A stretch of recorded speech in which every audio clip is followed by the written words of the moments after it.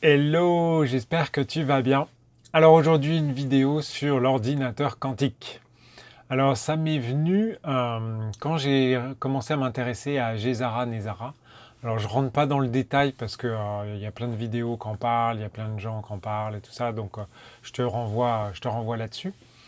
Et à un moment donné, dans le process, il est évoqué le fait que comme il n'y aura plus de système bancaire basé sur le droit d'usure, d'accord? Donc le fait que tu payes par exemple un crédit et que tu rembourses, d'accord, des intérêts, mais sur de l'argent que la banque n'a pas. Donc il y a un truc qui ne va pas, elle te prête de l'argent, euh, qui est de l'argent virtuel, et toi tu la rembourses avec du vrai argent. Donc ça, il y a quelque chose qui ne va pas là-dessus.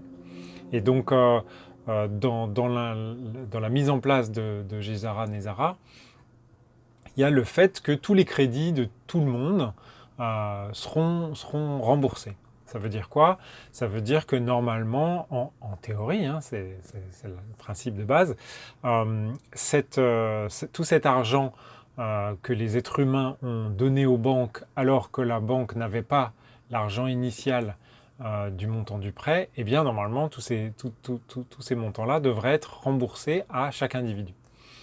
Donc, moi qui suis un petit peu dans l'informatique et tout ça, ça m'intéressait de savoir finalement comment ça c'est possible. Donc je me suis dit, bon, j'imaginais un peu basiquement, on a une grosse base de données, et puis quelqu'un, tôt ou tard, a commencé à enregistrer tous les prêts bancaires. Donc ça, aujourd'hui, on sait que tous les prêts bancaires sont informatisés et tout ça, mais dans l'idée de Gesara Nezara, c'est les crédits à partir de 1947. Donc je me suis dit, bon, de 47, les premiers ordis, tu vois. Donc ça veut dire qu'il y a des gens qu'on saisit à la main et tout ça. Et je me suis dit, oh punaise, mais ça doit être un boulot de ouf et tout ça.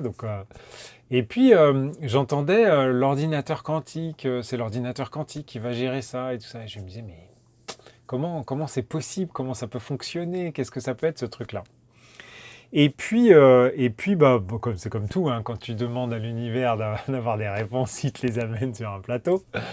Et un jour, je tombe sur un post d'un des gars, enfin, a priori, du gars, qui aurait codé le programme sur l'ordinateur quantique. Et il explique. Alors, je ne vais pas rentrer dans les détails parce que là, après, on part à 3000 et déjà que j'ai pas beaucoup d'audience, alors là, je vais perdre tout le monde. Mais, euh, mais ce qui est intéressant, c'est que en fait, dans l'ordinateur quantique, il y a le mot quantique. Et en fait, alors je me posais la question de savoir comment on l'utilise. C'est tout simplement que l'ordinateur se branche directement sur le champ quantique. Et ça, alors ça peut paraître un peu fou, mais en fait, ça existait déjà. Enfin, moi, j'ai eu la chance.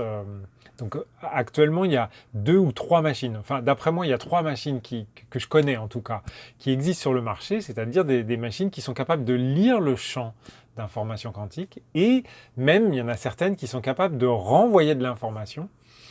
Et j'ai eu la chance de faire un test sur plusieurs mois sur une de ces machines, puisque j'avais l'ami d'une amie qui en avait une. Donc à l'époque, c'était une machine qui coûtait aux alentours de 60 000 euros, hein, pour donner un ordre de grandeur.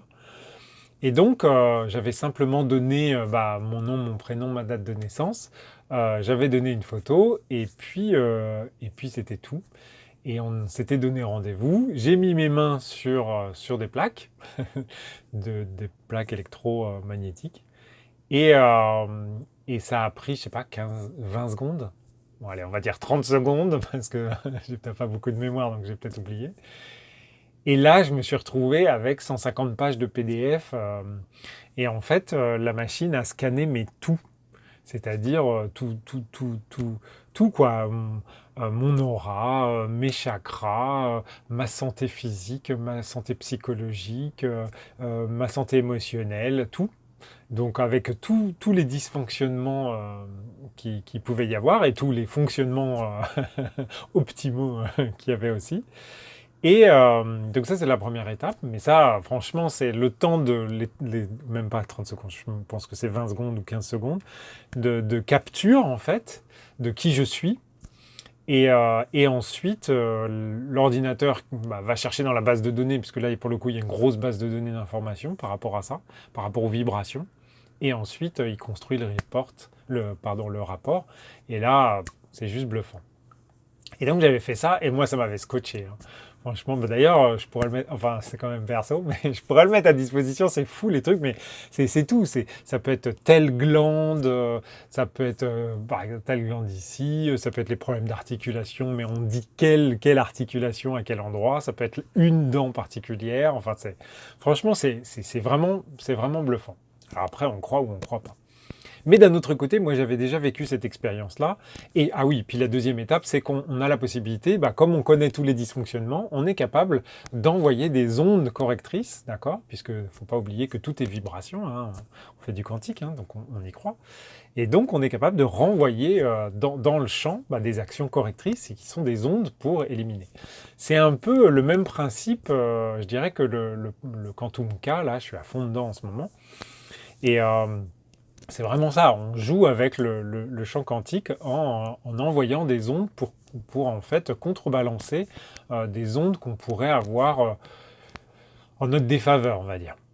Et donc, de par cette expérience-là sur une machine, puisque c'est ça qui est intéressant, puis c'est le sujet d'aujourd'hui, on est sur vraiment un ordinateur quantique, donc on est vraiment sur une machine. Et ce qui est super intéressant, c'est que le gars m'avait dit à l'époque, il m'a dit, mais en fait, tu peux rentrer la date de naissance et puis le nom et le prénom de n'importe qui, tu peux jouer comme ça, tu peux prendre une photo sur Internet et tout, mais il faut faire attention.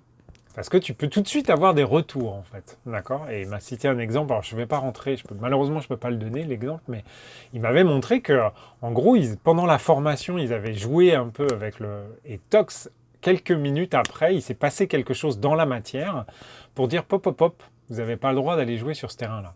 Donc c'était vraiment intéressant, c'est-à-dire qu'il y a un côté vraiment, on n'est pas juste des huluberlus avec des cheveux longs puis qui portent des licornes et qui parlent de chant quantique et de machin, quoi.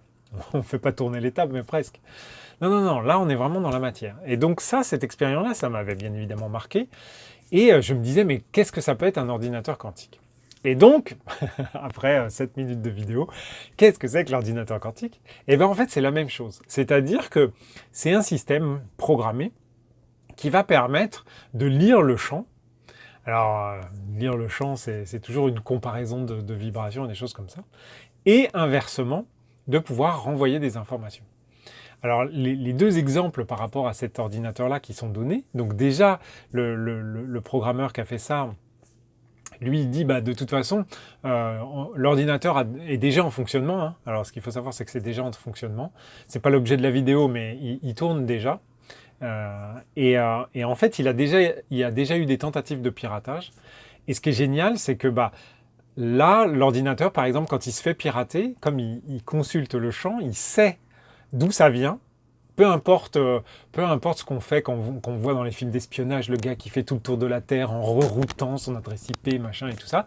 Ouais, mais ça sert strictement à rien, puisque quand il se connecte sur le champ, et il sait exactement quel serveur a tenté de le pirater. Et donc, l'action, c'est super simple. Il défonce le serveur, et le serveur tombe. Et ça, c'est génial. Et donc, tu vas me dire, ouais, mais ok, mais mon crédit à moi, comment je fais? Et en fait, moi, je me disais, bon, à un moment donné, je vais aller à une banque spéciale, et je dirais, bon, voilà, Denis Poula, alors voilà la liste de mes crédits et tout ça. Et en fait, non, ça va pas du tout se passer comme ça. En fait, effectivement, tu vas aller dans un lieu dont ça sera nouvelle. Les agences les agences caisses d'épargne vont fermer, mais d'autres vont réouvrir, et tu viendras, et en fait, l'ordinateur, mais il n'aura même pas besoin de ça, puisque l'ordinateur va lire le champ, et tu pourras venir à la banque, et tu pourras dire, bon, voilà. Je suis Denis Poula, voilà ma date de naissance, tu mettras tes mains. Et en fait, l'ordinateur ira lire dans ton champ qui tu es. Et en fait, dans le qui tu es, il y a tous les contrats que tu as signés. J'avais fait, je crois, une vidéo sur les contrats où j'avais dit que c'était vraiment important. Et en effet, c'est super important parce que, en fait, tes contrats sont inscrits dans ton système. Et par conséquent, quand l'ordinateur lit le champ, puisque quand tu viens et que tu demandes, puisque là tu demanderas le remboursement de tes crédits, et ça ira même un peu plus loin, je vais dire après.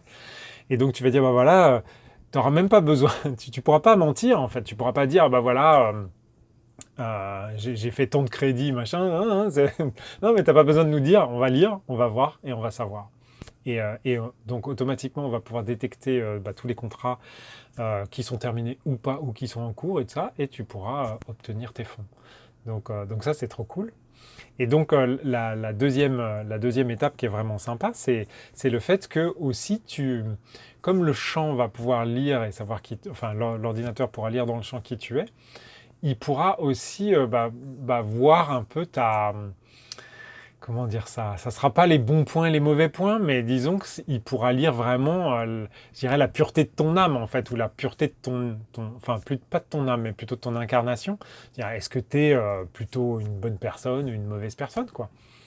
Et donc, par conséquent, on pourra, eh bien, affecter des ressources.